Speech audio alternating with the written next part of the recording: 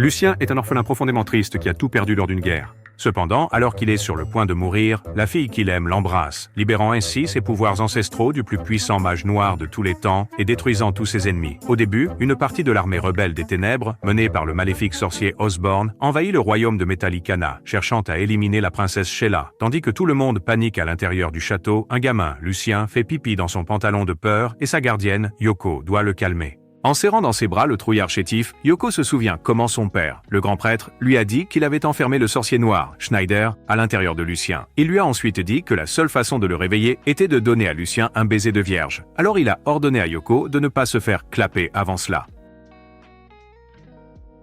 Alors qu'elles perçoivent l'approche de leurs ennemis, la princesse se tourne vers Yoko, la suppliant avec désespoir de déclencher l'arme secrète cachée en Lucien afin de les arracher à une fin certaine. Mais sachant qu'il lui faudrait mordiller les lèvres de Lucien, elle refuse catégoriquement de le faire. Soudain, l'armée rebelle sombre fait irruption, et avec des géants à leur côté, ils font un carnage, balançant les chétifs soldats comme des poupées de chiffon. Encore hésitant, Yoko et Lucien sont attaqués, et Lucien est assommé et se met à saigner abondamment. Voyant le bain de sang tout autour d'elle, Yoko réalise qu'elle n'a plus d'autre choix, alors elle murmure le sort à Lucien et lui donne un baiser passionné. À cet instant précis, de très puissantes énergies obscures jaillissent avec force de Lucien, tellement écrasantes que la sombre armée rebelle est saisie d'une terreur panique, et Lucien se transforme, de petit soy boy pathétique qu'il était, en l'absolu Chad Schneider ciselé dont le visage fait que ta propre mère l'appelle papa. Schneider déclare qu'il va décapiter le grand prêtre pour l'avoir emprisonné dans le corps d'un stupide gamin. Mais avant qu'il n'ait le temps de le faire, l'armée rebelle des ténèbres, prise de panique, tente de l'agresser. D'une seule attaque, Schneider pulvérise 2 géants, laissant absolument tout le monde stupéfait. Yoko demande qui il est, et Schneider se présente comme étant à la fois Schneider et son ami Lucien. Mais tout le monde reconnaît Schneider comme le sorcier des ténèbres qui a déclenché des guerres il y a des années, allant même jusqu'à ôter la vie aux frères de Sheila durant cette période. Les hommes de Sheila exigent que Schneider les aide à vaincre les ennemis, mais Schneider déclare que tous ceux qui sont là mourront, à l'exception de Yoko, car il n'a aucun intérêt à aider qui que ce soit. Mais Yoko le réprimande alors comme une mère réprimandant son fils, lui disant de l'aider ou elle ne lui parlera plus. Ne voulant pas la perdre, elle et ses joues chaudes, Schneider accepte d'aider, ce qui lui vaut un câlin de Yoko. Pendant ce temps, le chef de l'armée des ténèbres, Osborn, est exaspéré par leur jacassement et déclare que Schneider commet un blasphème en osant utiliser son propre nom. Osborn envoie alors ses sbires à l'attaque, mais d'un seul sortilège magique, Schneider balaye complètement l'armée, la faisant disparaître de l'existence. Tout le monde est sous le choc de l'incroyable puissance qu'il a déployée, et Osborn, le dernier à rester debout, déclare qu'il va tous les anéantir. Il charge alors un puissant sort basé sur la foudre, terrifiant absolument tout le monde, et l'utilise sur Schneider, ce qui le réduit instantanément en charbon. Osborn se met à rire et le tabasse, affirmant qu'il n'est qu'un imposteur. Mais tout à coup, Schneider retrouve son apparence normale. Cependant, lorsqu'il aperçoit une égratignure sur son beau visage, il entre dans une rage folle et lance un sortilège magique nommé Venin, le consumant entièrement jusqu'à ce qu'il ne reste absolument plus rien. Tout le monde célèbre la victoire et Sheila voudrait le remercier, mais Schneider l'ignore et s'approche de Yoko. Il exige qu'elle dise quelque chose, et quand elle le remercie timidement, Schneider se sent satisfait et s'en va. Dehors, Yoko l'arrête et lui demande où il va. Schneider lui révèle son plan, se venger de son père qu'il a scellé, conquérir le monde entier et éliminer tous ceux qui se dressent sur son chemin. Cependant, il ajoute qu'il gardera Yoko en vie. Elle pourra rester à ses côtés. Il l'attire plus près de lui, la faisant frissonner de désir pour lui. Mais quand elle lui demande s'il a des sentiments pour elle, il lui dit qu'il la déteste tellement avant de l'embrasser soudainement. Mais ensuite, à cause du baiser d'une vierge, Schneider se transforme à nouveau en Lucien, le soy boy, qui n'a aucune idée de ce qui s'est passé. Cela surprend Yoko, mais elle n'y prête pas attention, et le garde secret de Lucien, disant que les monstres avaient peur de son aura. Ensuite, alors qu'il s'éloigne, Yoko demande à Lucien s'il a des sentiments pour elle, et il lui répond qu'il l'aime. Loin de là, dans le royaume de Juda, l'autre armée des ténèbres, remplie de soldats qui ont l'air de tripes de Walmart et menée par Temu Griffith, apprend qu'un sort de venin est en train d'être utilisé, et est incrédule d'entendre qu'un autre sorcier l'emploie. Leur chef, Kalsu, décide de découvrir de qui il s'agit en envoyant Kevin, un invocateur d'eau, pour le tester pendant qu'ils achèvent de conquérir le royaume de Juda. Pendant ce temps, Yoko se retrouve dans un lieu qu'elle ne reconnaît absolument pas, comme un festin tout désigné juste devant Schneider. Il s'approche d'elle, la saisit fermement et lui fait voir sa vision macabre de prendre la vie de son père et d'utiliser son armée démoniaque pour conquérir le monde entier. Yoko se réveille en sursaut de son cauchemar, et quand elle trouve Lucien dormant à ses côtés, elle le tient responsable de ce cauchemar. Le lendemain matin, les deux prennent leur petit déjeuner, et lorsqu'ils sortent en ville, ils voient un nuage sombre se diriger vers eux. Le père de Yoko, le grand prêtre Soto, leur demande de le suivre au château, sachant que quelque chose de grave est sur le point d'arriver. Là, ils retrouvent Sheila, le roi, et toutes les personnes qu'ils avaient sauvées l'autre jour en pleine panique après avoir appris la chute du royaume de Juda, tombé aux mains des monstres. Le roi et la princesse Sheila remercient Yoko et Lucien de les avoir sauvés, mais Yoko les informe que Lucien, lui, ne se souvient absolument de rien. Puis le grand prêtre attire leur attention sur la situation et avertit chacun qu'avec des monstres partout et les sombres nuages, il craint que le dieu démon, Anthrasax, ne soit sur le point d'être ressuscité. C'est alors qu'ils reçoivent l'information qu'une hydre est en train d'attaquer leur cité, submergeant la ville entière sous les flammes, et ils savent qu'un sorcier est à l'origine de la présence de ce monstre ici. Dans un geste de pur désespoir, les habitants de cet endroit, et même le grand prêtre, supplient Yoko de réveiller Schneider une fois de plus. Mais elle refuse catégoriquement, ne souhaitant absolument pas revoir cette bête d'homme rôder autour d'elle. Cependant, sachant pertinemment qu'ils n'ont aucune chance de l'emporter, Yoko finit par accepter, et par pure gêne, elle demande à Lucien de bien vouloir fermer les yeux. Quand il le fait, elle prononce le sort et l'embrasse, invoquant ainsi Schneider. Tout le monde est ravi de le voir et lui demande de se battre pour eux, lui promettant même de lui donner n'importe quoi. Mais Schneider refuse, à moins que tout le monde sur la planète ne s'incline et ne lèche ses orteils croûteux. Il tourne ensuite son attention vers Soto et exige sa tête. Et, pris de peur, les gardes tentent de le capturer, mais ils les vainquent aisément, le laissant seul face à Soto. Les deux sont sur le point de tout dévaster, mais au moment où Schneider s'apprête à prendre sa revanche, Yoko l'arrête et le réprimande pour avoir voulu faire du mal à son père. Quand Schneider réplique, Yoko menace de le frapper et dit qu'il devrait les aider. Cependant, il refuse de l'aider à nouveau et dit qu'elle ne peut pas le forcer. Schneider se tourne vers Soto et, utilisant un sort de foudre, il prépare un coup mortel. Mais quand il le lance sur Soto, le vieil homme le bloque facilement avec un bouclier sacré, protégé par Dieu, et dit à Schneider que tous ses sorts sont inutiles. Schneider n'a plus d'autre choix que le combat au corps à corps, mais il se souvient que Soto est un moine guerrier redoutable, qui a été formé aux côtés de Batman, et il sait qu'il n'a aucune chance de le vaincre. Ainsi, sans avoir réellement le choix, Schneider se taillade et répand son propre sang sur le sol. Il déclare savoir qu'un golem se cache sous le château, car c'est le même golem qu'il a utilisé il y a de nombreuses années pendant la guerre. Et à présent, il est en train de le réveiller à nouveau. En utilisant la magie, il ouvre un canal mystique, exigeant du golem qu'il obéisse à son ancien maître. Et à la stupéfaction générale, le golem s'élève du sol, dominant tout le monde, portant en lui la force capable de détruire le bouclier sacré de Soto. Yoko tente de faire entendre raison à Schneider, mais sa décision est déjà prise, et il veut plonger Soto dans un sommeil éternel. Les gardes essaient de l'arrêter, mais le golem les traverse aisément. En assistant à cette scène, Yoko reste pétrifié de peur, refusant de croire que cet homme assoiffé de sang et si brutal est le même Lucien doux et innocent qu'il a toujours connu. Mais soudain, venant de l'extérieur, une tierce personne fait son apparition en la personne de Kevin, l'invocateur d'Hydra qui était à la recherche de Schneider et qui est venu vérifier s'il est vraiment à la hauteur de sa réputation. Il se présente comme le disciple du tout-puissant sorcier Kalsu de l'armée rebelle des Ténèbres. Et quand ils entendent le nom de Kalsu, tout le monde sait que des problèmes se préparent. Cependant, Schneider est plus préoccupé par le fait qu'il saigne à cause des débris qui l'ont frappé au visage quand Kevin a fait son entrée. Et ça le met en rogne. Il dit à Kevin que ses lèvres de poisson, sa face de porc, son être hideux ne devraient jamais gâcher le joli visage que Schneider possède. L'insulte blesse profondément Kevin, alors il envoie son hydre au combat. Mais Schneider envoie son propre golem pour affronter l'hydre, transformant la scène en un combat épique entre un Gundam et un kaiju. Cependant, malgré tous ses efforts, le golem balaye sans pitié ce stupide lézard, ce qui choque énormément Kevin. Il se jette dans la mêlée, pris de colère, mais Schneider le frappe plus violemment qu'un mari ivre des années 70, le projetant au sol. Et, voulant se venger pour son joli visage, il prépare un sort, le même qu'il avait déjà utilisé, Venin, et efface complètement Kevin et son visage défiguré de l'existence. Une fois Kevin parti, Schneider se met à rire et redirige son attention vers sa première cible, Soto. Il envoie son golem pour le réduire en bouillie, en purée de pommes de terre. Mais avant que le golem n'agisse, Yoko s'interpose et enlace Schneider, le suppliant de tout arrêter. Elle le supplie en disant que le Lucien qu'elle connaît ne ferait jamais une chose pareille, et que Schneider n'est rien d'autre qu'un maléfique sorcier qui a déclenché une guerre. Elle exige que Schneider lui rende Lucian. Et la voyant supplier, Schneider s'adoucit, disant qu'il est Lucian, et qu'en lui se trouvent deux entités à la fois, Schneider et son doux Lucian. Ainsi, quiconque Lucian aime, Schneider l'aime aussi. Pour prouver ces paroles, Schneider saisit le visage de Yoko et l'embrasse, redevenant Lucian et désactivant le golem. Voyant Lucian, Yoko le prend dans ses bras, bien qu'il n'ait aucune idée de ce qui s'est passé. Pendant ce temps, à l'extérieur du château, le gars qui ressemble à Guts, Jera, et son équipe de ninjas sont témoins de ce qui vient de se produire. Et avec Kevin anéanti par Venom, ils en concluent que Schneider, l'homme qui a dirigé les 4 rois divins, est revenu à la vie. Un des ninjas demande à Jera pourquoi Schneider ne les aide pas, et Jera lui répond qu'ils le découvriront. Mais si Schneider choisit de s'allier au royaume, alors il sera l'ennemi le plus puissant qu'ils aient jamais affronté, ce que Jera, le maître ninja sans sable, accueille comme un véritable défi.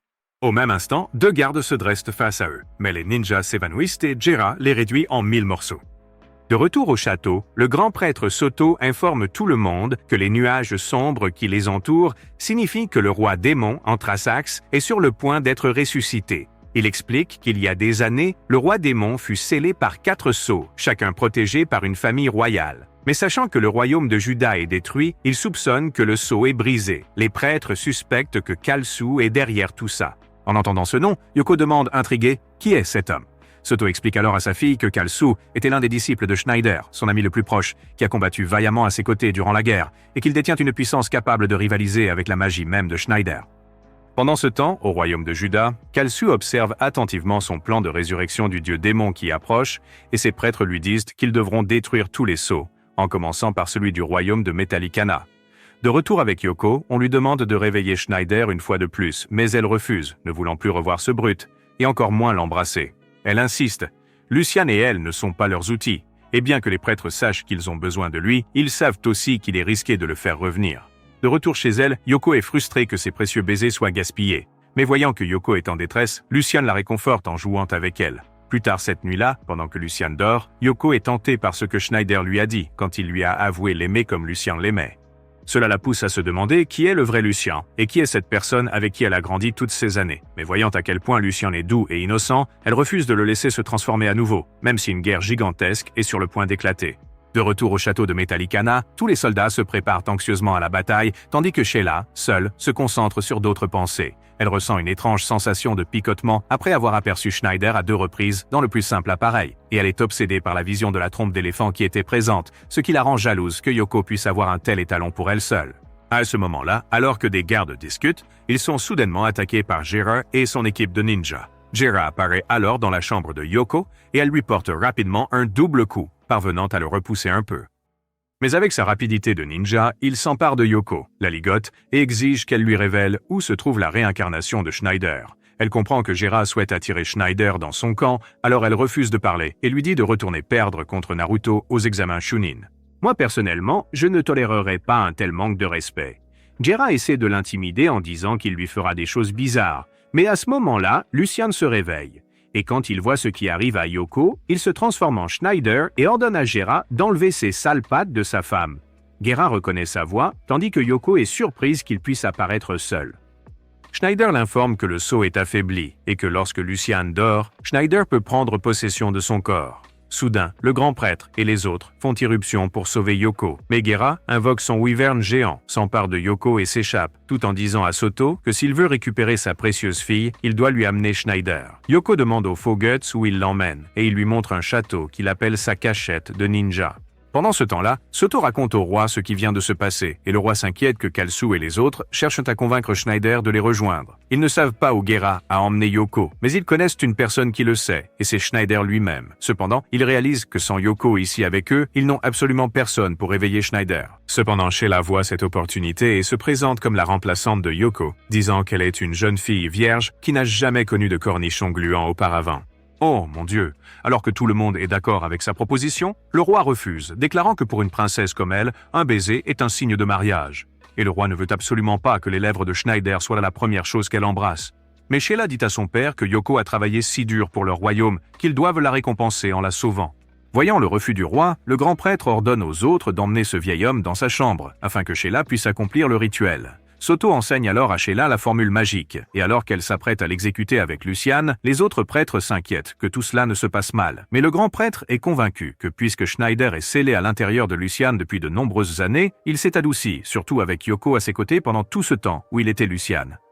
Alors, avec l'espoir qu'il puisse les sauver, Sheila prononce à voix haute le sortilège et embrasse Lucian, ce qui réveille Schneider une fois de plus, qui est très agacé qu'une autre fille, et non Yoko, l'ait embrassé. Soto raconte alors à Schneider ce qui s'est passé, et, en tant que père désespéré, le supplie de sauver sa fille des griffes de son ancien allié, Jera.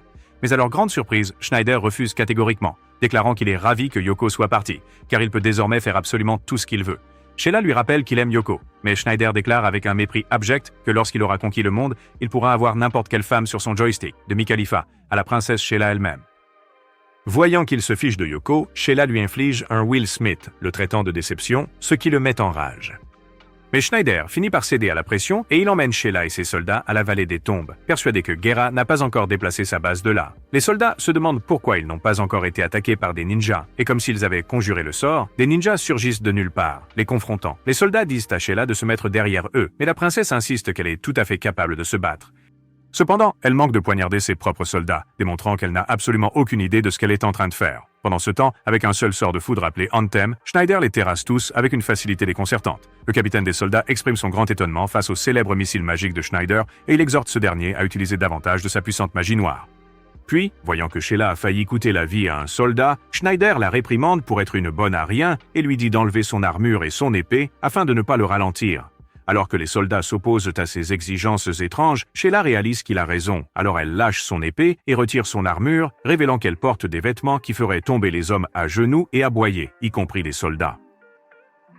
Alors qu'ils s'approchent du château, ils sont arrêtés par un gigantesque portail qui semble indestructible. Mais Schneider a une idée. Pendant ce temps, Yoko est retenue captive par Guerra, qui exige de savoir comment briser le sceau de Schneider sur Lucien. Mais Yoko refuse de parler par pure gêne. Tentant de la manipuler, Guerra accuse Yoko d'être amoureuse de Schneider. Et quand Yoko dit avec agressivité qu'elle ne l'est pas, Guerra s'en sert comme appât. Il fait savoir à Yoko qu'elle n'est pas la seule femme dans le cœur de Schneider, étant donné que le Shad est doté d'un attribut viril absolument imposant et qu'il a vécu des centaines d'années. Quand Guerra lui demande de deviner son tableau de chasse, Yoko devine timidement 10 femmes, mais Guerra rit et déclare que Schneider a environ 300 méchantes qui ont eu l'occasion de goûter à son cornichon gluant. Quoi ? Quoi ?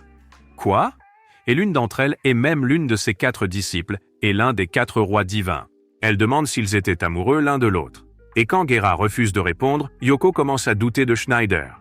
Alors, pour embarrasser Yoko, Guerra laisse tomber une bave près d'elle, disant que c'est une bave spéciale qui dissout les vêtements sur les corps.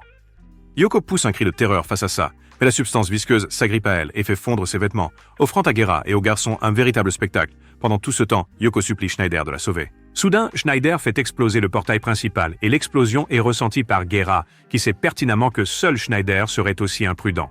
Les ninjas pressent Guerra d'agir et de l'arrêter, mais Guerra leur dit de simplement profiter du spectacle de Yoko, confiant que Schneider et les autres ne pourront pas franchir le labyrinthe de la mort. Quand il voit que Yoko lutte toujours, il décide d'être d'accord avec Guerra et de simplement apprécier le spectacle, une main occupée. De retour avec Schneider et les autres, ils parviennent à entrer dans le château. Mais ils font face à un minotaure qui garde l'entrée, les dominant de toute sa hauteur. C'est alors que Schneider écarte Sheila d'une attaque et elle pousse un cri en sentant son corps musclé. Réalisant que c'est la 2e fois qu'il la malmène, elle le gifle rapidement et le traite de pervers. Mais il se contente de l'ignorer. À ce moment-là, il aperçoit une échelle qui monte et presse tout le monde d'y monter. Mais avant cela, Schneider ordonne aux soldats de rester combattre le Minotaure pendant que lui et la princesse Bombasse montent à l'échelle. Les soldats tentent de refuser, mais Schneider l'utilise contre eux, les traitant de lâches qui refusent de se battre pour leur princesse bien-aimée, d'où se joue. Et à ces mots, ils s'enflamment et combattent le Minotaure. Schneider incite alors Sheila à monter la première afin de pouvoir la protéger dans l'éventualité d'une attaque du Minotaure. Mais Sheila refuse catégoriquement, ne voulant absolument pas qu'il découvre sa grotte magique. Il insiste en disant qu'il se contentera de regarder, mais elle interprète mal ses paroles et le gifle, le traitant de monstre. Schneider le prend personnellement et la porte sur sa large épaule pendant qu'il monte à l'échelle. Mais à chaque mouvement qu'il fait, Sheila ressent des sensations de picotement sur l'ensemble de son corps, la faisant vouloir jouir et crier. Lorsqu'ils atteignent le sommet, avant que Schneider ne dépose Sheila, un monstre géant, doté d'un œil menaçant, surgit soudainement et les attaque. Schneider tente de riposter, mais la barrière du monstre est si puissante qu'elle résiste à ses sorts, rendant la victoire très difficile pour lui. Et pour la toute première fois, Sheila voit Schneider lutter pour gagner.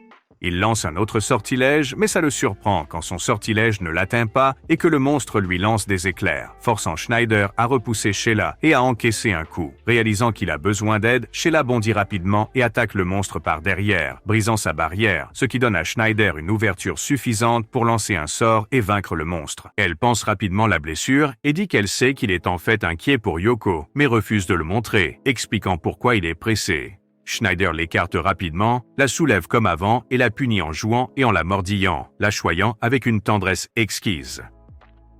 Après tout ce qu'elle a enduré, ayant été malmenée, portée et ayant failli être anéantie, elle se persuade qu'elle peut encore se marier. Mais Schneider remarque ses réactions. Il comprend qu'elle désire ardemment la baguette magique et il la taquine gentiment à ce sujet. Il la dépose ensuite et alors qu'il pénètre dans une nouvelle chambre, Schneider avertit Sheila de rester sur ses gardes car il commence à ressentir un violent mal de tête après avoir utilisé tant de sorts de très haut niveau. Il prétend que seul lui peut utiliser autant de sorts en une seule journée, et Sheila se souvient de tout cela et réalise l'ampleur de ce qu'il a accompli. C'est alors qu'elle remarque une épée là et voulant aider Schneider, elle la saisit, mais elle s'enflamme soudainement. Alors qu'elle s'efforce de le retenir, Schneider le lui arrache des mains et elle le blesse accidentellement. Il la réprimande sévèrement pour ce qu'elle a fait et lui explique que c'est une épée maudite, un piège avec du poison sur la lame. Il s'effondre lourdement au sol et tandis que Sheila s'excuse de sa terrible erreur, Schneider lui ordonne de l'aider. Quand elle lui demande comment faire, il lui montre ses abdominaux parfaitement ciselés et lui demande d'aspirer tout le poison de son corps directement de la blessure. Au début, Sheila hésite à aspirer le poison, mais se souvenant que c'est sa faute, elle commence à sucer comme des mères divorcées après quelques margaritas et de fausses promesses. Soudain, l'épée maudite s'illumine, révélant un puissant dieu démon Ifrit, et Schneider comprend qu'ils sont irrémédiablement perdus. De retour auprès de Gera, qui a mis la main sur Yoko, maintenant entièrement à découvert, il est impatient de voir Schneider affronter le dieu démon enfermé dans cette épée. Yoko lui demande la raison pour laquelle ils cherchent à ressusciter le dieu démon Anthrasax, et il lui répond qu'ils ont l'intention d'utiliser son immense pouvoir pour détruire l'ordre mondial actuel, mais aussi pour créer un nouveau royaume sur lequel ils régneront en maître. Yoko le prévient qu'Anthrasax détruira absolument tout, ne leur laissant absolument rien, mais Gera la taquine en lui disant qu'ils ont un moyen de contrôler Anthrasax. Ensuite, Gera évoque le désavantage auquel Schneider est confronté face à Ifrit, expliquant qu'en tant qu'utilisateur d'esprit et de magie noire spécialisé dans le feu et le vent, Schneider aura beaucoup de mal contre Ifrit, qui est originaire du plan élémentaire du feu, ce qui implique que si Schneider utilise de la magie basée sur le feu, elle se retournera inévitablement contre lui. De retour avec Schneider, lui et Sheila endurent les flammes infernales de la magie d'Ifrit, bloquant désespérément la chaleur avec leur bouclier protecteur qui s'effondre lentement. Face à la mort, Sheila suggère à Schneider d'utiliser un sort d'eau rafraîchissant capable d'arrêter la chaleur, mais Schneider répond qu'il ne peut pas le faire car elle ne s'est jamais souciée d'aucun élément de refroidissement, contrairement à son vieil ami Kalsu. Ifrit le gronde d'être un sorcier qui ne connaît aucun sort de froid, se moquant de son arrogance et de son ignorance, et décide de transformer toute la pièce en magma pour en finir avec lui. Schneider dit à Sheila d'attendre dans la barrière et il s'avance pour affronter Ifrit face à face en plein milieu de la chaleur. Ifrit utilise alors son sort de flamme infernale, créant une chaleur si intense que les soldats en contrebas se jettent dans le magma s'échappant du combat. Gera et Yoko ressentent l'intensité de la bataille, mais réalisant que Schneider est là, Yoko se demande quelle autre vierge l'a embrassé pour le réveiller. Cependant, au milieu du grand brasier, Schneider se dresse fièrement, surprenant Ifrit. Il lance alors un sort de feu qui tire parti de la chaleur ambiante et le projette violemment sur Ifrit, l'expédiant directement dans la pièce d'à côté. Suite à cette défaite, Ifrit réintègre l'épée, choquant les ninjas qui n'auraient jamais cru qu'il puisse être vaincu. Schneider s'empare alors de l'épée, et bien qu'il n'en ait jamais manié une en tant que sorcier auparavant, il la brandit, détruisant un mur, révélant la chambre de Gera et Yoko. Voyant que Schneider est vraiment là, Yoko est émue de savoir qu'il est venu pour la sauver. Gera félicite Schneider pour avoir vaincu Ifrit, mais il souligne qu'il n'a plus du tout d'énergie pour lancer le moindre sort, qu'il est épuisé, exténué et même empoisonné. Alors il se moque de Schneider d'avoir tout sacrifié, juste pour une traînée comme Yoko. Cependant, Schneider est furieux de voir Yoko avec ses vêtements déchirés, et il dit que c'est de la triche que Gera l'ait vu avant lui. Yoko le traite de monstre de s'en soucier, tandis que Gera est confus de savoir qui est ce prude pour s'en soucier. Gera défie ensuite Schneider de le combattre pendant 5 minutes, afin qu'il puisse prouver à quel point il a grandi pendant l'absence de Schneider. Schneider accepte et Gera frappe le premier, projetant Schneider dans la pièce d'à côté. Gera fonce à nouveau, obligeant Schneider à esquiver. Pendant ce temps, Yoko est très inquiète, sachant que sans ses sorts, Schneider n'est qu'un simple être humain. C'est alors que Sheila apparaît pour la soutenir et la réconforter, lui assurant que Schneider finira par gagner. Mais en y regardant de plus près, Yoko se demande si ce n'était pas Sheila qui avait embrassé Luciane pour réveiller Schneider. Fatigué d'utiliser l'épée maudite, il la laisse tomber et lance un sort, que les gens du coin appellent venin. Mais son incantation prend trop de temps, et Gera en profite pour couper le bras de Schneider en plein milieu d'un sort, croyant avoir gagné. Mais à sa surprise, le sort continue et Schneider l'active, projetant Gera au loin, lui arrachant le bras au passage, un bras pour un bras. Schneider nargue Gera pour avoir sous-estimé sa grandeur, et Gera se met en colère, alors ils se font face pour se préparer à se battre sans retenue. Cependant, Sheila sait pertinemment qu'après une journée entière de combats acharnés, Schneider n'a plus la force ni l'énergie nécessaire pour lancer un seul sort puissant de plus afin de vaincre Gera. Mais elle sait qu'il agit ainsi uniquement par son profond amour pour Yoko, ce qui lui serre le cœur, comprenant qu'il ne la regardera jamais de la même manière qu'il regarde Yoko. Mais juste à ses côtés, Yoko observe Sheila attentivement, se demandant si elle est amoureuse de Schneider. De retour avec Gera, il sait qu'il doit utiliser quelque chose pour énerver Schneider. Alors il utilise Yoko et dit que pendant que Schneider s'affairait à essayer d'arriver ici, Gera, lui, était occupé à expérimenter l'extase d'une grotte de miel inexplorée que Yoko possédait. Yoko affirme qu'il ment, mais Schneider est déjà furieux. Il utilise donc tout ce qu'il a et invoque un sort légendaire appelé Mégamore, qui provoque une fusion majeure entre deux magies éoliennes. Les ninjas ont peur et Gera essaie de l'arrêter. Mais Schneider part son attaque et déclare qu'avec ce sort puissant, il va créer un champ de force majeur capable de faire s'écrouler l'intégralité du château. À cet instant précis, tout le monde s'effondre. Mais Sheila et Yoko se retrouvent miraculeusement protégés par une barrière. La chose suivante qu'elle constate, c'est que Gera est enseveli sous les décombres. Et Schneider le nargue d'avoir pu penser que le légendaire Schneider ne serait pas capable d'utiliser un sort de plus. Voyant que Schneider ne l'a pas achevé, Gera lui dit qu'il a changé. Et Schneider dit la même chose, que Gera s'est adouci. Soudain, Gera se souvient de son animal, Lars, et panique de ne pas savoir où il est, mais il apparaît, agrippé à Sheila, qui le rend à Gera. Yoko explique que Schneider a aussi créé une barrière pour protéger Lars, et Gera croit maintenant vraiment que Schneider a changé, contrairement à l'ancien lui qui les aurait juste laissés mourir, lui et Lars. Sur ce, Gera annonce sa défaite à Schneider en bonne et due forme. Ensuite, Schneider s'approche de Yoko, se comportant comme s'il attendait quelque chose. Sachant parfaitement ce qu'il désire, Yoko le remercie de l'avoir sauvé et le couvre de louanges. Soudain, Schneider la serre dans ses bras et lui dit que même si elle n'est plus vierge, il l'aimera toujours. Mais cela met Yoko en rage et elle le traite de pervers pour ne penser qu'à ça. Quand Schneider implore sa pitié, Gera rit, le voyant terrifié par une simple jeune fille. À ce moment-là, les soldats arrivent et Sheila est soulagée de les voir sains et saufs. Puis Gera les informe qu'à l'instant même, leur royaume, Metallicana, est en train d'être attaqué. Ils réalisent alors tous que ce n'est qu'une diversion. Soudain, quelqu'un appelle Schneider, et quand il se retourne, il découvre Lars, qui est capable de parler.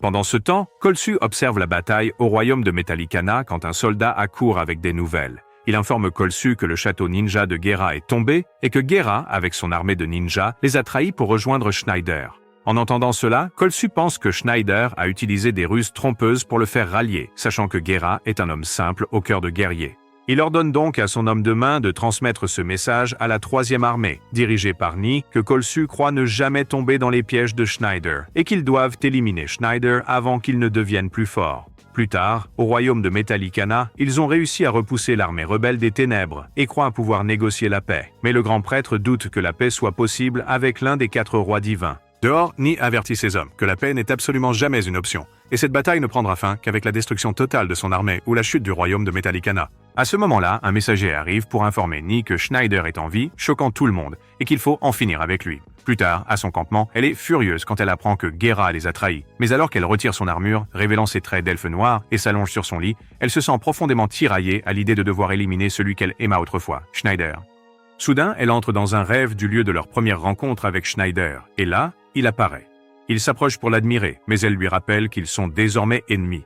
Cela agace Schneider qui tente de séduire Ni, lui rappelant comment il la faisait crier de plaisir et aimer chaque partie d'elle. Mais elle sait qu'il essaie de manipuler ses sentiments, alors elle le gifle et lui rappelle qu'il lui a brisé le cœur en se constituant secrètement un harem de méchantes derrière son dos. Elle charge son sort de foudre, promettant d'en finir avec lui une bonne fois pour toutes, et le frappe de plein fouet, dont l'impact se propage jusqu'à son campement. Elle convoque sans tarder son tueur à gages le plus fidèle et l'une de ses générales, Harry, et lui ordonne d'éliminer Schneider à tout prix.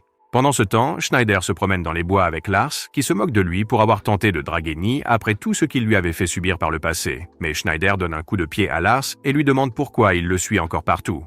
Schneider dit que Lars serait mieux avec Gera ou Yoko, mais après avoir vu Schneider s'éclipser des autres après la bataille, Lars a refusé de le laisser partir seul, pensant devoir le surveiller. Cela agace Schneider, et il dit que si Lars s'était montré sous sa forme précédente, il l'aurait envoyé en enfer. Mais Lars s'aperçoit que Schneider a changé. Au même instant, ils entendent une femme crier et s'enfuir d'une araignée géante. Lars prévient Schneider que quelque chose cloche, mais Schneider refuse de rester immobile et sauve la jeune fille en anéantissant l'araignée. Il trouve le talisman de l'araignée et en conclut qu'un sorcier l'a invoqué à proximité. La jeune fille qui l'a sauvé le remercie et lui propose de le récompenser. Quand Schneider observe ses traits, il sait exactement ce qu'il attend d'elle. Mais elle lui propose alors de se reposer chez elle, promettant un bon repas et un repos agréable.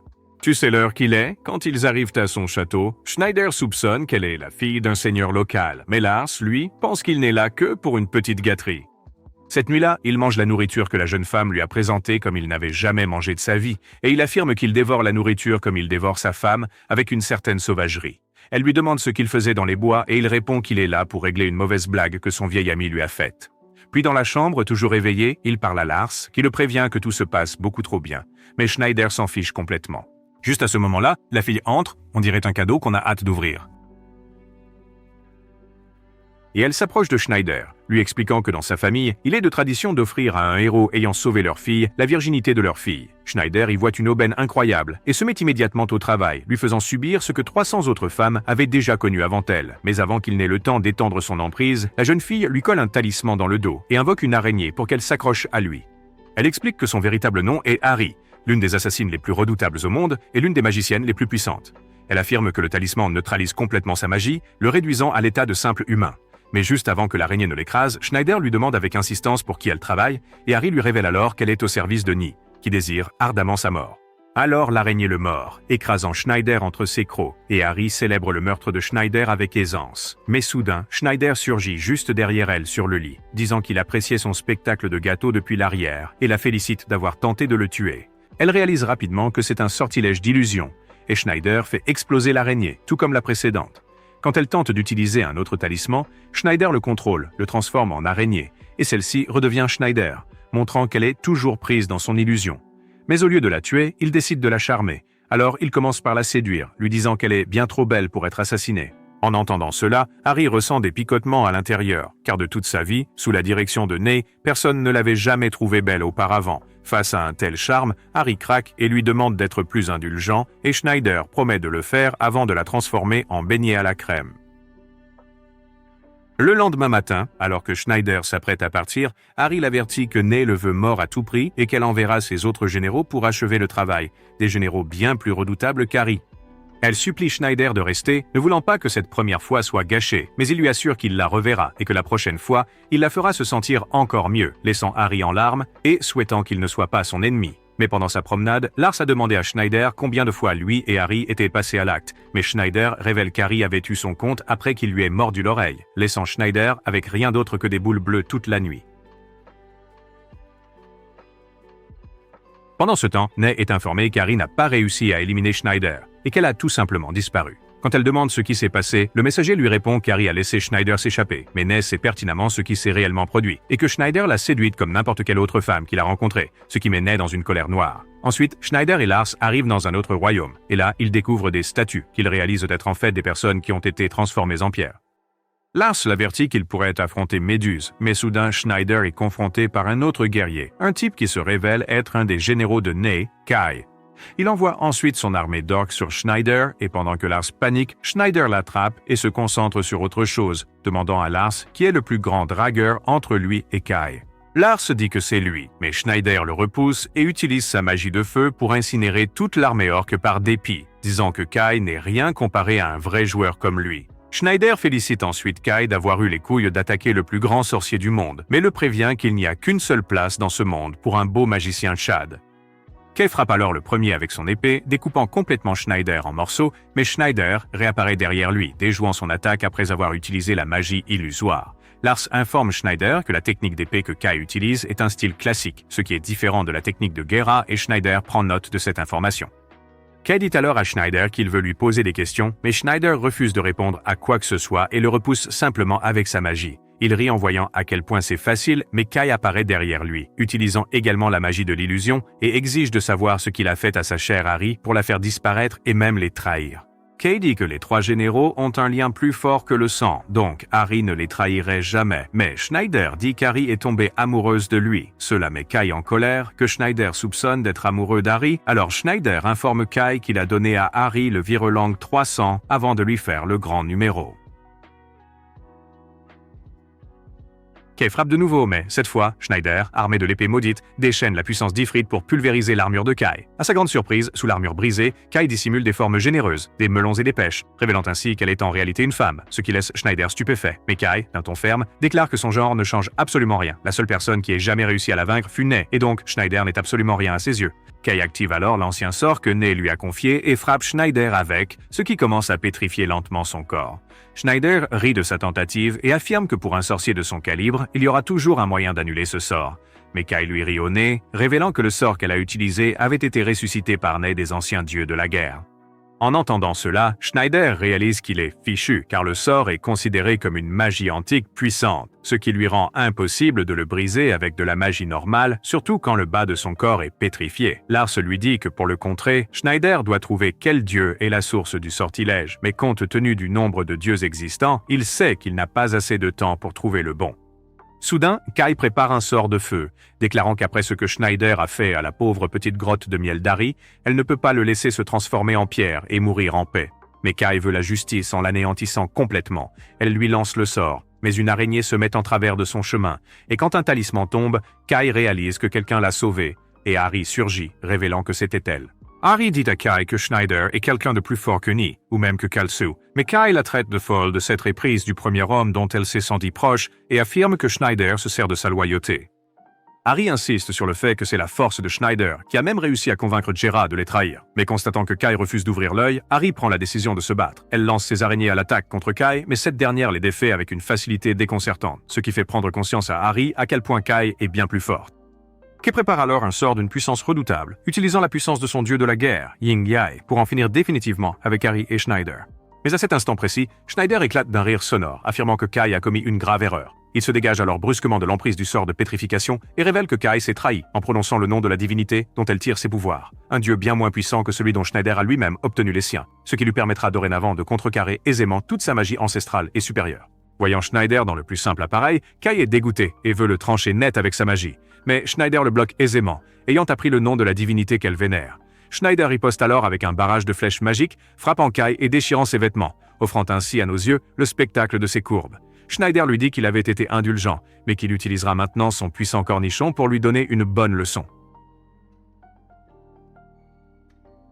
Mais avant qu'il ne puisse la remplir comme un beignet à la confiture, Ari fait irruption, le suppliant de ne pas lui faire de mal. Mais à ce moment-là, Kai saisit cette occasion pour invoquer une créature à l'aide d'un cristal spécial.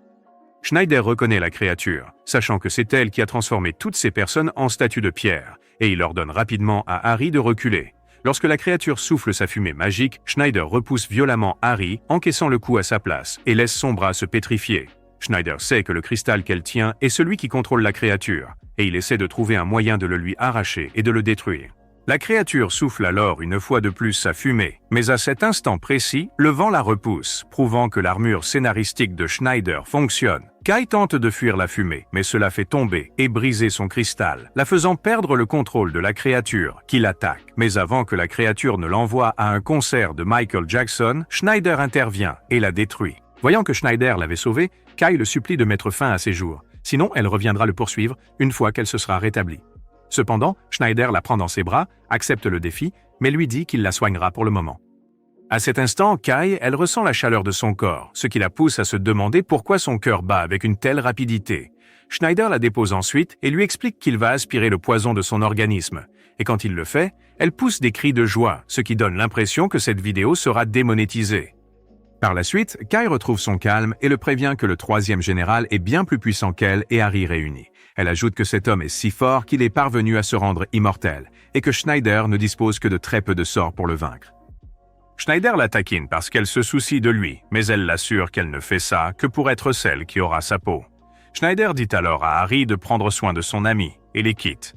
Mais alors qu'il s'éloigne, Kai reconnaît ce qu'Ari ressentait et que Schneider est vraiment le sorcier légendaire, tout en voulant secrètement son cornichon gluant. Cependant, quelque temps plus tard, Schneider ressent les conséquences d'avoir utilisé trop de magie, et Lucian commence à prendre possession de son corps.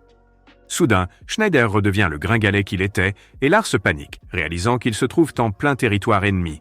Pendant ce temps, de retour au royaume de Matalakana, le grand prêtre informe le roi que Yoko et quelques soldats sont à la recherche de Schneider, un destin que sa propre mère a dû affronter par le passé.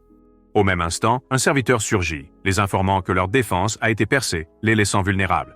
Mais alors que tout espoir semble perdu, Gora et son armée de ninjas apparaissent, les aidant contre l'armée de monstres. De retour dans les bois, Lucian et Lars cherchent Yoko, et par accident, ils la trouvent se baignant dans le lac. Quand elle le voit, elle n'hésite pas à courir vers lui, à le serrer dans ses bras et même à l'embrasser. Mais soudain, les soldats surgissent pour voir si tout va bien, et la voyant dans sa forme décisive, elle les projette tous au loin. Après s'être calmés, ils ont allumé un feu de camp, et les soldats l'ont interrogé pour savoir si ce petit gringalet était vraiment Schneider. Quand Yoko confirme que oui, ils sont incrédules. Mais ensuite, ils remarquent Lars, le petit dragon, à leur côté. Et quand Yoko dit que c'est l'animal de compagnie de Gera, ils deviennent tous très méfiants, craignant que ce ne soit un piège. Cependant, Yoko les assure qu'il est un ami et que Gera n'est en réalité pas une mauvaise personne. Mais en apprenant que le nom du dragon est Lars, ils se mettent à commenter que le frère aîné de Sheila s'appelait également Lars, le guerrier qui a utilisé un sort interdit pour se transformer en chevalier dragon afin de vaincre Schneider il y a 15 ans. Ils ajoutent que Lars et Schneider sont décédés simultanément, mais le décès du prince n'a jamais été officiellement confirmé, ce qui les pousse à croire que ce petit dragon est peut-être la réincarnation de Lars. Ailleurs, dans un château de vampires, le comte Diamond est assis, et on lui présente de jeunes filles vierges qu'il doit dévorer. Le comte Diamond se vante que, contrairement aux 2 autres généraux qui se sont fait embobiner, lui ne sera pas vaincu par Schneider, car il est un vampire immortel. Cependant, Diamond fait remarquer que l'une des jeunes filles n'est pas vierge. Alors, à la place, il s'approche de son stupide serviteur et suce son sang à sa place, qu'il trouve dégoûtant, tout comme la cuisine de Salt Bay. Dans les bois, les serviteurs du comte chassent toutes des femmes vierges, et parmi eux se trouve un loup-garou. Et près de lui se trouvent Yoko et les autres, et au moment où ils se confrontent, le loup-garou, sentant le sang de Yoko, réalise qu'elle est vierge et la désire ardemment pour lui seul. Il repousse violemment tous les soldats, laissant ainsi Yoko complètement vulnérable. Mais à cet instant précis, Schneider lui-même surgit dans le corps de Lucien, ordonnant à ce stupide cabot de retirer immédiatement ses sales pattes de ses femmes bien-aimées. Le loup-garou se moque d'abord de ce petit soy boy, mais lorsqu'il ressent son aura absolument formidable, il réalise soudain que ce n'est pas un être humain ordinaire. Yoko se rend compte que c'est le même phénomène que celui qu'elle a vécu lorsque Gera a tenté de l'enlever. Mais Schneider est maintenant encore plus agressif, ordonnant à ce stupide chien de retourner chez son maître et de lui lécher les pieds, comme le bon toutou qu'il est. Cela offense profondément et met en rage l'homme-loup, alors il attrape Lucien et commence à lui sauter dessus. Yoko observe avec horreur, comprenant que, bien qu'il soit Schneider, son corps demeure celui de Lucian. Mais soudain, Lucian transperce le corps du loup-garou, le laissant sous le choc et le traîne dans la boue, ordonnant au chien de s'excuser pour son existence misérable et tronquée. Puis, par magie, il lit un sort, que le loup-garou sait que seul Schneider détient, et à ce moment-là, Lucian fait exploser le corps du loup-garou. Les autres ne pouvaient que regarder Schneider interroger le loup-garou, exigeant qu'il dise où vit le comte. Schneider sait que Diamond est un vampire qui aime boire le sang d'une vierge, mais il sait aussi que le comte Diamond a utilisé la magie pour se transformer en vampire afin d'être plus fort que Kai et Harry. Schneider exige que le loup-garou le confirme, et quand ce dernier s'exécute, Schneider lui marche dessus, réduisant son cerveau en bouillie sur le sol. Yoko le réprimande alors pour sa cruauté excessive et exige qu'il lui révèle où il se trouvait. Quand il refuse de parler, elle lui demande qui sont Kai et Harry, mais Schneider refuse de répondre, sachant parfaitement ce qu'il a fait à ces 2 méchants. À leur insu, le comte Diamond observe depuis le début, découvrant maintenant que Schneider n'a pas été entièrement ressuscité et qu'il est plutôt dans le corps d'un jeune homme chétif. À ce moment-là, le comte Diamond et ses sbires sautent, sachant qu'il peut vaincre Schneider sous sa forme actuelle. Yoko et les autres regardent avec effroi, se demandant quel genre de type malade et dérangé est habillé comme lui. Mais soudain, Schneider se met à couiner, réalisant que Lucien est en train de prendre le contrôle de son corps, et l'instant d'après, Schneider a disparu, et il ne reste plus que Lucien. Voyant cette opportunité, le comte Diamond les capture tous et les emmène à son château. Là, Lucian est retenu dans une cage tandis que Yoko est préparée pour être mangée à cause de son sang vierge. Mais derrière elle se trouvent 2 autres vierges, Kai et Harry, que Diamond prétend avoir réussi à capturer. Il traite les 2 généraux malfaisants de traîtres pour s'être soumis à Schneider et à son tout-puissant cornichon, et félicite son serviteur d'avoir réussi à les capturer. Mais sans le moindre effort, les 2 jeunes femmes brisent leurs menottes et déclarent s'être fait capturer exprès pour pouvoir l'affronter. Voyant qu'ils venaient d'être dupés, le comte Diamond, furieux, aspire à nouveau le sang de son serviteur, bien que celui-ci implore pitié, le laissant sec et croustillant. Les 2 filles attaquent alors les premières, croyant avoir vaincu le comte Diamond. Mais à leur stupeur, et malgré leurs attaques, le corps vampirique de Diamond se régénère. Il traite les filles de folles pour ne pas savoir qu'il est immortel. Sans aucune option, les filles sortent une croix et de l'ail, pensant que cela vaincra le vampire. Et pendant un moment, on dirait bien que ça a un certain effet, mais Diamond ne tarde pas à leur révéler qu'ils sont stupides de croire aux contes de fées, et il s'empare de Kai. Il la mord férocement, lui aspirant le sang, affirmant que c'est délicieux, sucré et onctueux. Il déclare qu'avec son sang de vierge, il deviendra bien plus puissant que l'empereur Ni, ou même Kalsu. Kay se met à hurler de douleur, et Harry tente de la secourir, mais elle se fait dévorer. Mais les 2 jeunes filles se contentent de rire, affirmant que même s'il deviendra plus puissant, il ne pourra jamais vaincre Schneider. Mais le comte Diamond rit une fois de plus, révélant aux filles que le Schneider qu'elles cherchent est juste au-dessus d'elles, dans une cage, encore imparfait dans sa résurrection. Yoko réfléchit intensément à la manière de le réveiller sans elle, tandis que Lars comprend enfin que toutes ces années auparavant, le grand prêtre Sodo avait placé les âmes et l'énergie de Schneider et de Lucian dans un seul corps, créant ainsi deux entités en une seule personne. De retour au royaume de Metallicana, les soldats sont émerveillés de voir les ninjas combattre l'armée de monstres et leur habileté avec leurs épées. Mais parmi les ninjas, ils sont encore plus stupéfaits par leur chef, Gira. Utilisant un shuriken géant, Gira découpe les monstres en deux avec aisance. Mais voyant que la bataille n'est pas terminée, il se demande où est Schneider. Pendant ce temps, le comte Diamond se moque d'eux tous d'avoir mis leurs espoirs en Schneider. Il donne un coup de pied à Kai, affirmant qu'après avoir bu leur sang, il deviendra inarrêtable. Mais soudain, Lucian commence à se transformer en Schneider, ce qui les surprend tous. Alors qu'il est encore dans le corps de Lucian, Schneider exige d'être libéré de sa prison. Yoko observe Lucian et Schneider se disputer le contrôle du corps, et Lucian la supplie d'intervenir et de l'aider. Mais en voyant cela, Lars comprend que deux entités peuvent peut-être coexister simultanément. Diamond ne fait que rire de sa tentative d'évasion et affirme qu'après avoir bu le délicieux sang vierge d'Harry, il deviendra plus fort que tout le monde. Il se met à la poursuivre comme un parfait pervers, mais soudainement, Yoko lui donne un coup de pied en plein visage, affirmant que tant qu'elle est là, elle ne le laissera pas s'approcher d'elle. De colère, le comte Diamond la jette à terre et voyant sa bien-aimée Yoko ainsi traitée, Schneider reprend de force le contrôle du corps et s'échappe de la cage.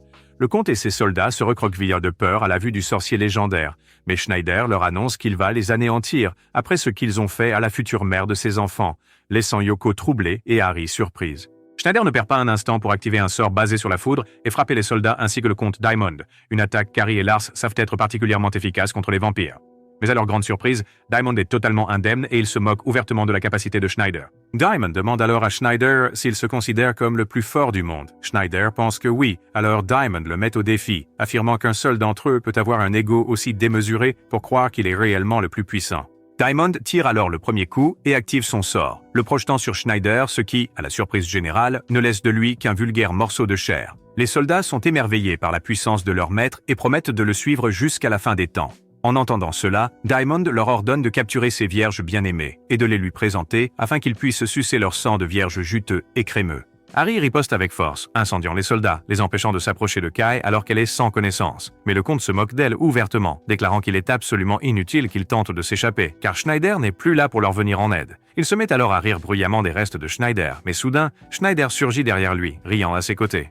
Cela stupéfie le comte, et lorsqu'il baisse les yeux, il constate que c'était sa propre servante qu'il avait réduite en 1000 morceaux. Et Schneider lui explique que son sort de foudroiement a si bien fonctionné qu'il a entièrement grillé son système nerveux, l'empêchant ainsi de viser juste à l'avenir. Sous l'effet de la frustration, Diamond se met à tournoyer comme une toupie Beyblade, projetant sa magie tout autour de lui, frôlant ses propres soldats, mais Schneider, lui, reste droit et impassible, affirmant que, comme dans tous les films jamais créés, ces brutes musclées et laides comme Diamond perdront toujours face au beau gosse, le Chad qu'est Schneider. Avec une aisance déconcertante, Schneider intercepte son attaque, la transforme en la sienne et la renvoie directement sur Diamond. Mais le comte rit quand Schneider rate son coup. Cependant, quand il regarde en arrière, le trou créé par Schneider laisse entrer la lumière du soleil, une faiblesse pour tout vampire. Et à ce moment-là, le comte devient croustillant et sa tête tombe de son cou. Les autres fêtent comme s'ils avaient déjà gagné, mais Schneider dit qu'ils n'ont pas terminé. Et à ce moment-là, des cendres du corps de Diamond surgit un homme qui est le comte Diamond. Il dit à Schneider qu'il est immortel et qu'il reviendra avec le temps, mais Schneider refuse de prendre le moindre risque. Alors il arrache Diamond du ciel et le jette au sol. Il dit à Diamond qu'il sait que les vampires retrouveront leur forme d'origine dans quelques jours.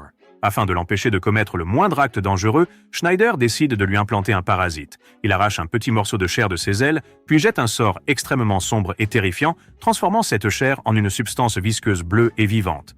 Il avertit ensuite Diamond que s'il tente la moindre ruse, il se transformera en crapaud, et s'il essaie de se débarrasser du parasite de son corps, il mourra.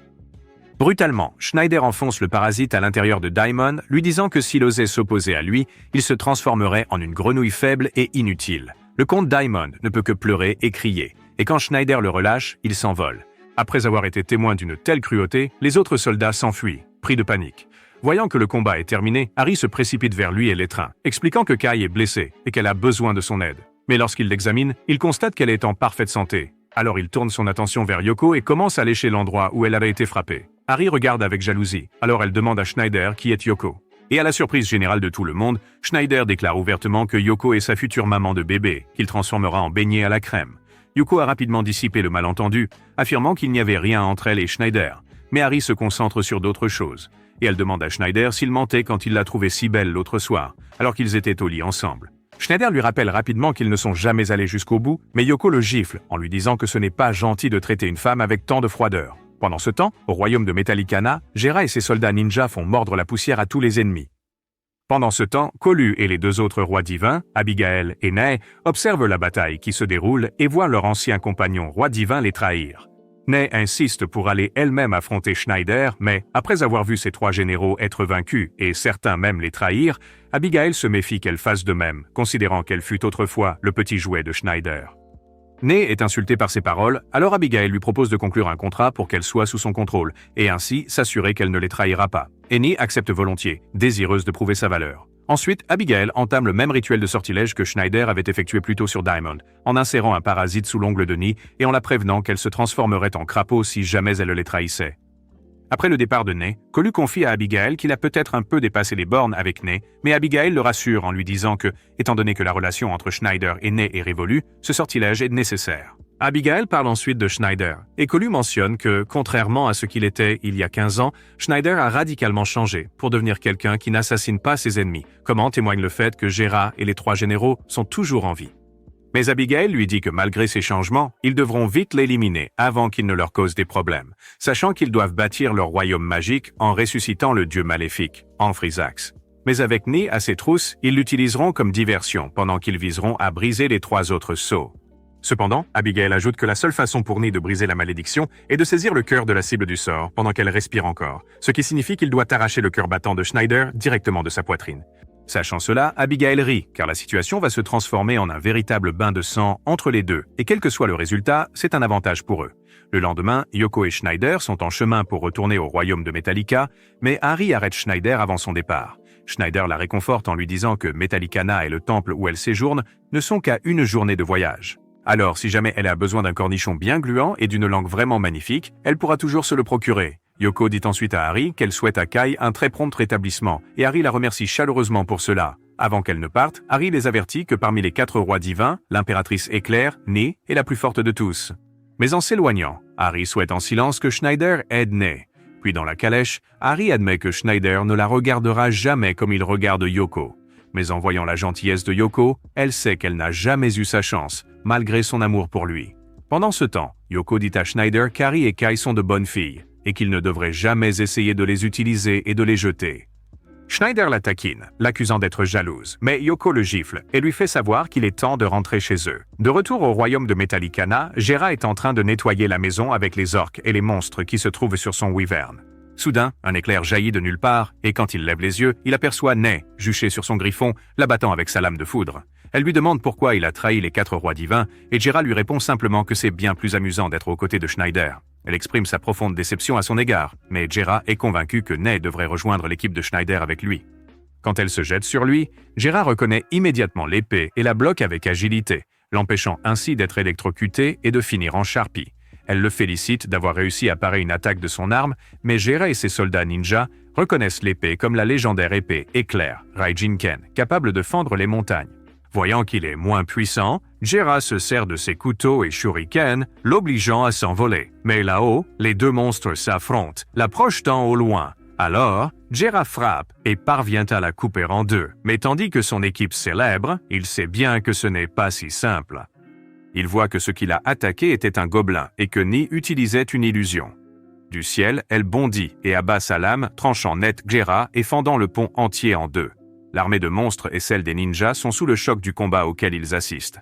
Quant à Ney, elle se vante de posséder la légendaire lame de foudre, persuadée que cela suffira à vaincre Schneider si elle y est contrainte. Mais à sa grande contrariété, Gera est toujours en vie et cette fois-ci, il utilise le fameux jutsu de clonage d'ombre de Naruto, se transformant en 7 clones distincts, dont un seul est le véritable.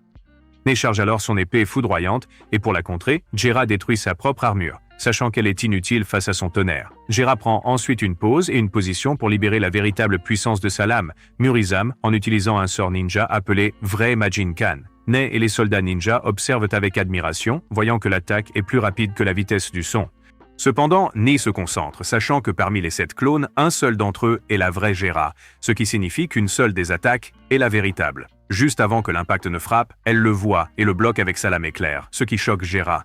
Mais alors qu'elle tente désespérément de le bloquer, son épée commence à se fissurer et, incapable de la retenir entièrement, elle explose.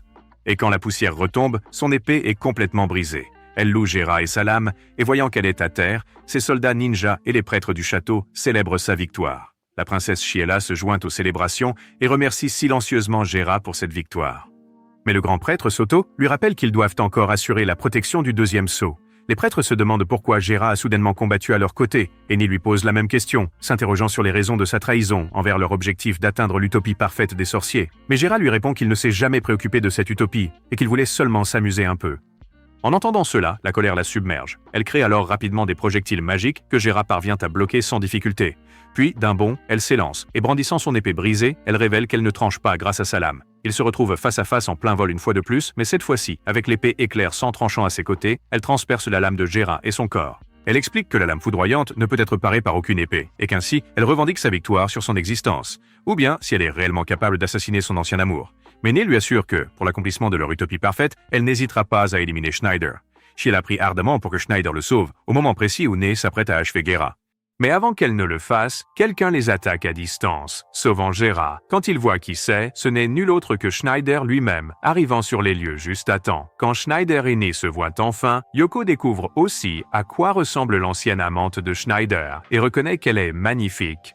De l'autre côté, Ney voit Yoko à côté de Schneider et en conclut qu'il n'a pas changé, toujours entouré de belles femmes, comme à l'époque où il la trompait dans son dos pendant qu'elle l'attendait à la maison, ce qui lui brisait le cœur. Mais soudain, Schneider disparaît d'à côté de Yoko et surgit derrière Ney, la surprenant. Il lui dit alors qu'elle ne devrait pas s'en prendre à lui, et par ses caresses viriles, il lui rappelle tout ce qu'il faisait pour briser le lit et faire du cardio torride. Ney se souvient de tout, sachant que Schneider connaît tous ses points sensibles. Elle l'accuse de faire la même chose à Harry et Kai, mais Schneider la séduit, lui disant qu'il l'a toujours aimé plus que tout, surtout après avoir passé 100 ans à ses côtés.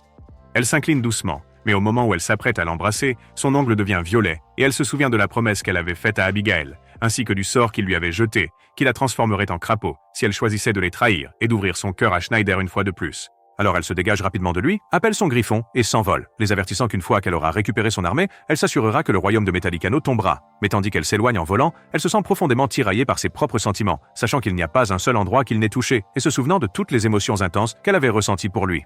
Elle se met alors à pleurer, se persuadant qu'après qu'il ait anéanti son rêve d'atteindre l'utopie et d'avoir ruiné ses étudiants, elle mettra un terme à son existence. Les prêtres célèbrent son départ, mais la princesse Sheila et Schneider savent qu'il y a quelque chose d'étrange et de suspect chez elle. Plus tard cette nuit-là, pendant que Gera se remet, il avertit Schneider que le Ney qu'il connaissait d'il y a des années a changé et que ce Ney est bien plus fort que celui qu'il a affronté auparavant. Mais en entendant cela, Yoko suppose que Gera connaît Ney, alors elle se demande ce qui s'est réellement passé entre elle et Schneider.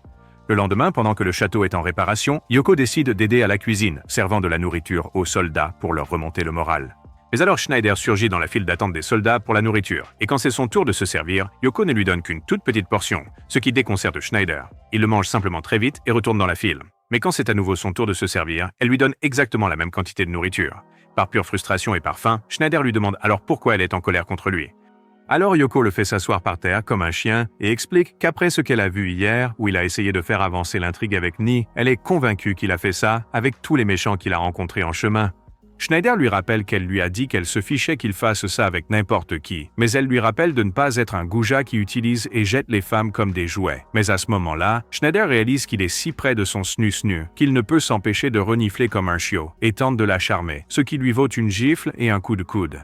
Pendant ce temps-là, le grand prêtre et la princesse Sheila sont en réunion avec la grand-mère de Sheila, qui est celle qui avait scellé Dark Schneider à l'intérieur de Lucian il y a de nombreuses années. Ils demandent à la grand-mère comment Schneider a pu briser son sceau par lui-même, mais la vieille dame les informe que, bien que Schneider soit devenu plus fort au cours de ces dernières années, le sceau est complètement intact et se trouve en parfait état. Ils sont complètement déconcertés par la façon dont il a pu le briser, mais la grand-mère leur expose une possibilité, celle que Schneider soit tombé éperdument amoureux, ce qui est, en fait, le seul moyen de rompre le sceau de l'intérieur. Soudainement, la boule de cristal révèle quelque chose d'autre, et à leur grand choc, c'est une vision terrifiante du futur, montrant que Schneider périra, le cœur arraché de sa poitrine. Pendant ce temps, Yoko est en train de changer les pansements de Gera, et elle réfléchit au fait qu'elle a été trop dure en réprimandant Schneider.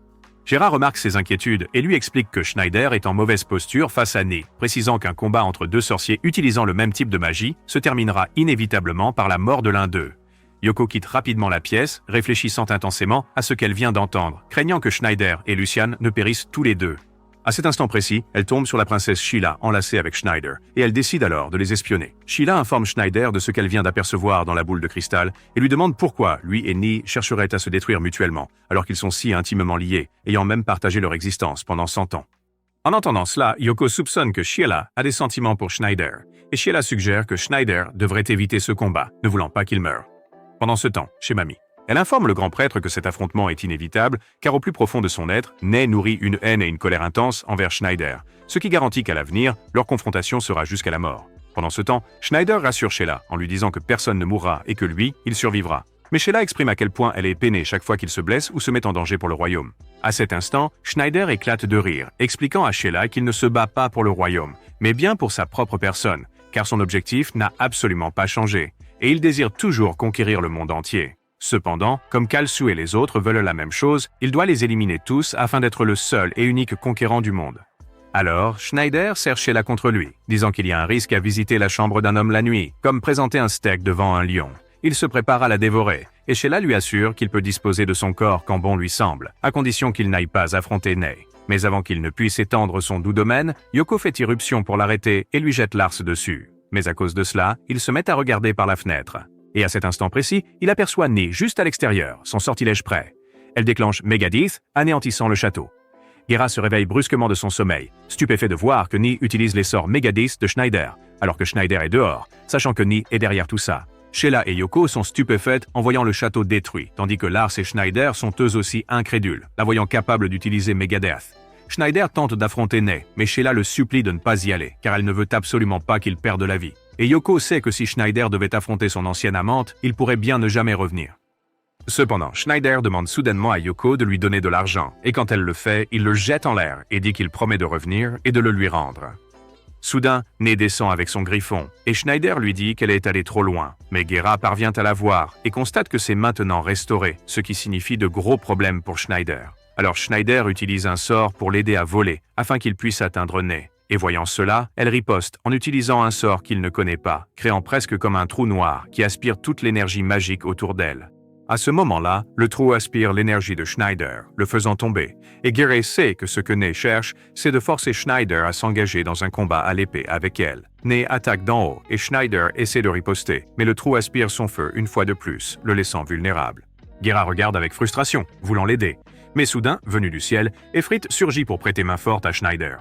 Le dieu démon du feu déclare qu'après que Schneider l'eut vaincu, il est désormais le légitime possesseur de la lame de feu, et qu'Efrit fera donc absolument tout pour protéger son maître.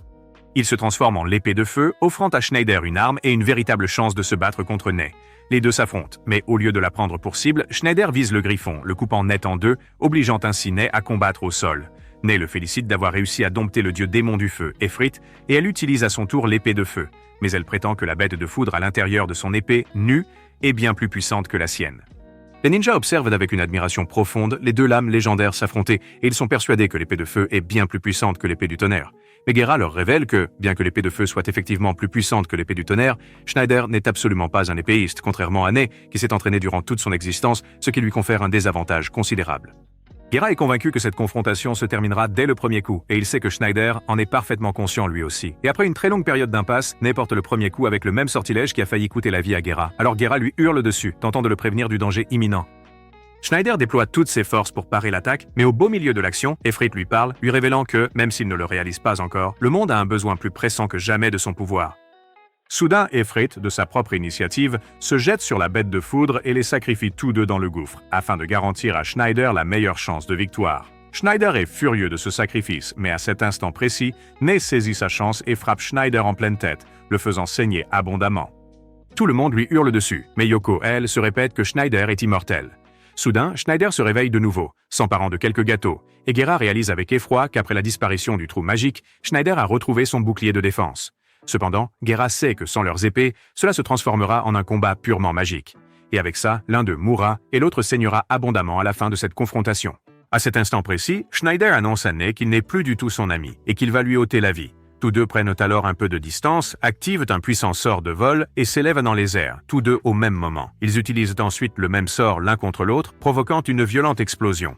Alors que Gera observe la scène, il sait que le moindre mouvement imprudent de l'un d'eux leur sera fatal. Mais à sa grande surprise, Schneider lance un sort bien trop tôt, celui-là même qu'il avait employé pour vaincre Efrit. Ney se moque de sa tentative et emploie le même sort à son tour. Gera les avertit qu'ils mourront tous les deux. Mais juste avant l'instant de l'impact, Schneider est assailli par le doute, se remémorant les précieux moments qu'il a partagés avec Ney. Elle frappe, déclenchant une explosion digne d'une bombe nucléaire sur Schneider, le projetant violemment et directement dans le château. Gera sait pertinemment que les sentiments de Schneider ont flanché, ce qui lui a coûté sa perte, et bien qu'il veuille l'aider, ses sbires ninjas l'empêchent d'intervenir.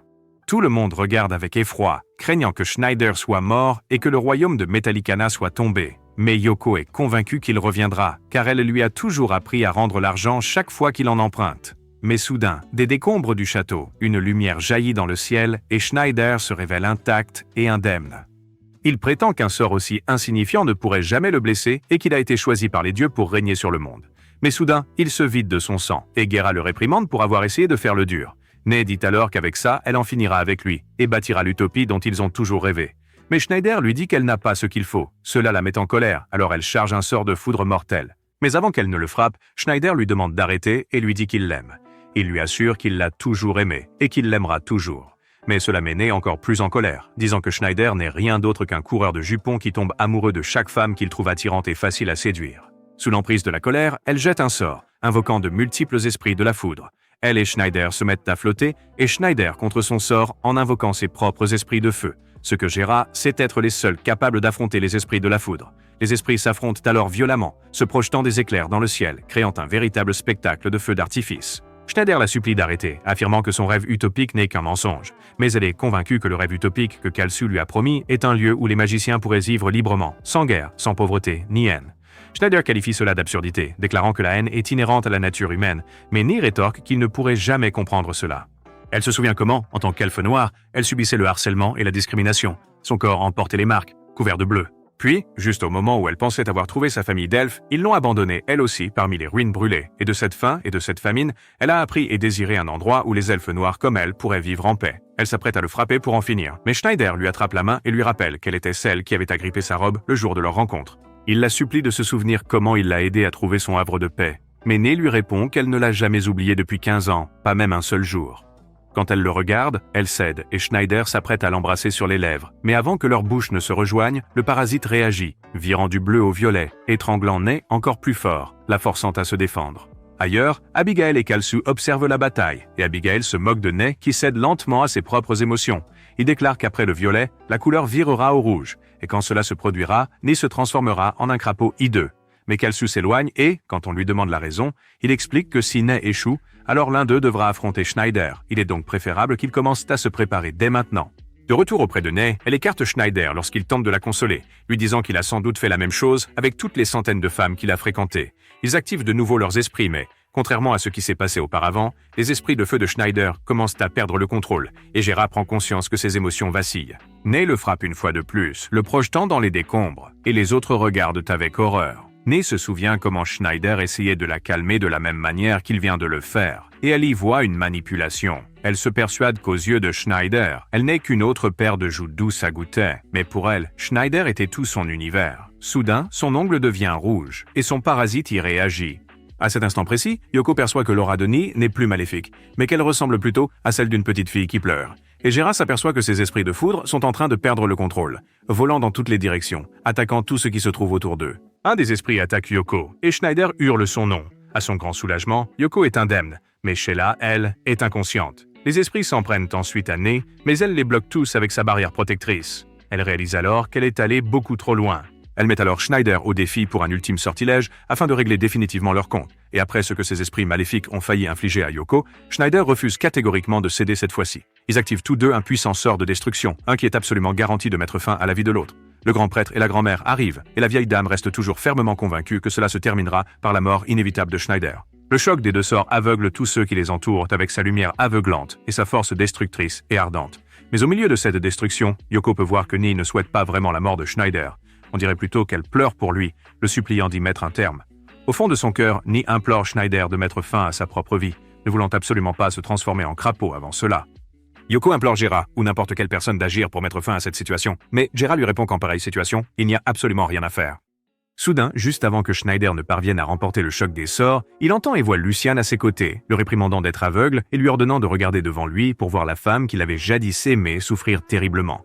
À cet instant précis, Schneider aperçoit le sortilège sur son doigt et il comprend alors qu'Abigail en est l'unique responsable. Il hurle son nom, le maudissant de toutes ses forces. Lorsque le sort d'aveuglement cesse, Nee est choquée de se rendre compte qu'elle est toujours en vie. Mais soudain, Schneider s'avance devant elle, reconnaît sa douleur et s'arrache son propre cœur battant pour la libérer du sort maudit, dont la suite sera dans la prochaine partie.